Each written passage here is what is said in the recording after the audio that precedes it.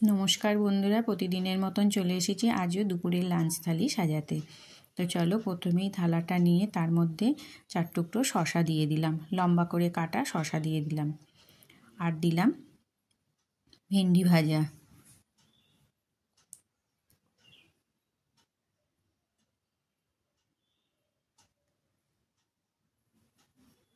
আর দিয়ে দিচ্ছি 3টে বাটি নিয়ে নিয়েছি 3 রকম জিনিসের মুগের ডাল, পেঁপে দিয়ে করেছি, বেশ গাঢ় গাঢ় করে মুগের ডাল।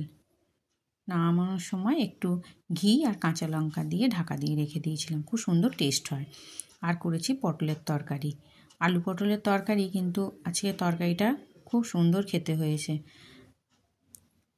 খুব সুন্দর করে কষিয়ে একটু আদা দিয়ে, কোনো জিরে টিরে কিচ্ছু দিইনি আজকে, শুধু আদা আর টমেটো দিয়ে করেছি, কিন্তু খেতে খুব সুন্দর হয়েছে।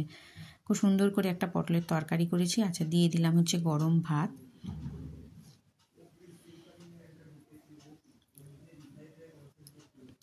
আর আজকে একটা রুই মাছের রেসিপি করেছি।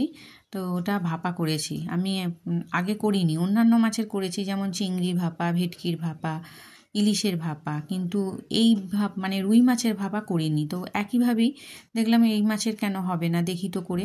তো মাছটাকে প্রথমে ভেজে নিয়েছিলাম। তো আমার রেসিপিটার ভিডিও করা হয়নি, করলে ভালো হতো।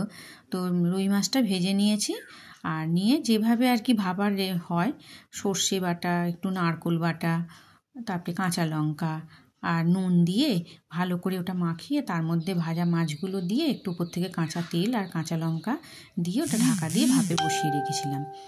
তো দেখো বন্ধুরা, কেমন হয়েছে আমার থালা সাজানো, আর রেসিপিগুলো কেমন হয়েছে অবশ্যই ভালো লাগলে একটা ছোট্ট করে লাইক করে দিও, কমেন্ট করো, আমার পাশে থেকো।